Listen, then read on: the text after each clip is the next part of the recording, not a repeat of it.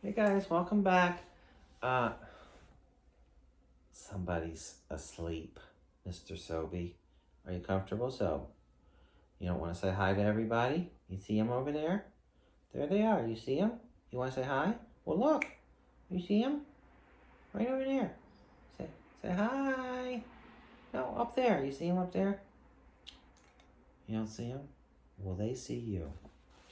We're going to do chapter 5 now. It's a good one. It's called A Story with a Disappointing Ending.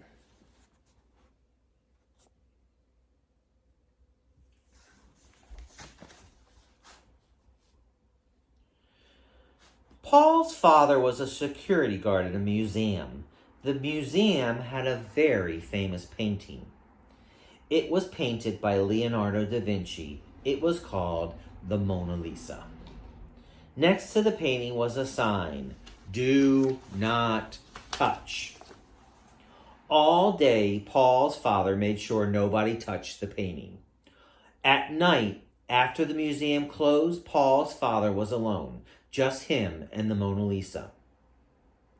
And the sign, "Do not touch, do not touch, do not..." He was dying to touch it. The tips of his fingertips tingled with desire.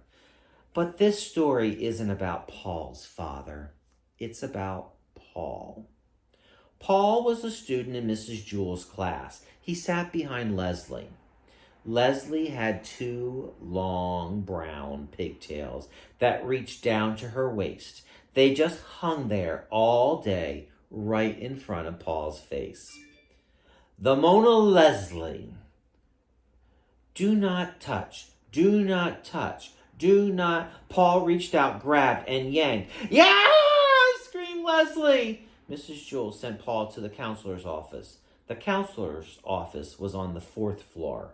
Paul had never been there before.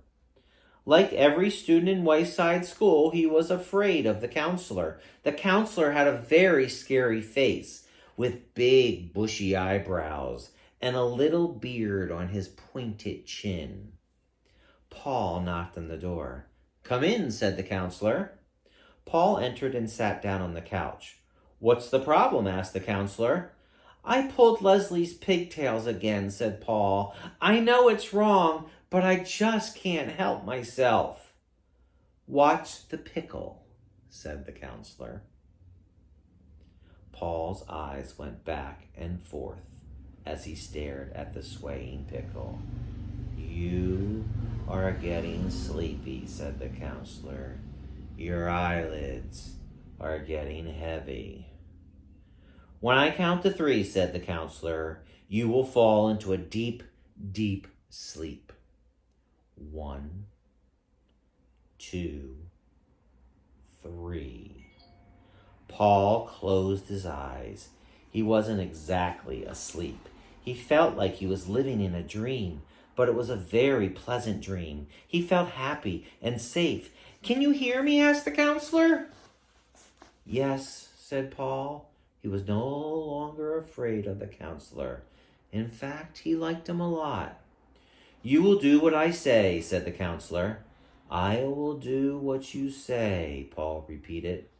"I'm going to count to 5, said the counselor, "and then you will wake up. You will return to your classroom. You will take your seat behind Leslie.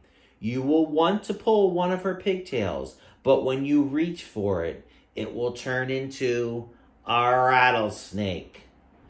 "Leslie's pigtails are rattlesnakes," said Paul. "Very good," said the counselor. "Now, just one more thing." He rubbed his beard with a smile. "When Leslie says the word pencil, her ears will turn into candy. The most delicious candy in the world. The candy of your dreams." Paul licked his lips. He could almost taste the rich chocolate and chewy caramel. "And you will try to eat the candy. When Leslie says pencil, I will eat her ears," said Paul. The counselor counted to 5. Paul's eyes blinked open. "You may go back to your class now," said the counselor. I'm not in trouble? Asked Paul. No, said the counselor. Paul shrugged. He returned to the class. As he passed Leslie, she stuck out her tongue at him. He sat down behind her. What'd the counselor do to you? Asked Eric Fry. Nothing, said Paul. He's a nice man. He looked at Leslie's pigtails. He had pulled the one on the left, but he still wanted to pull the one on the right. He lunged for it. It hissed at him. Its tail rattled. He screamed and fell back over his chair. Everyone laughed.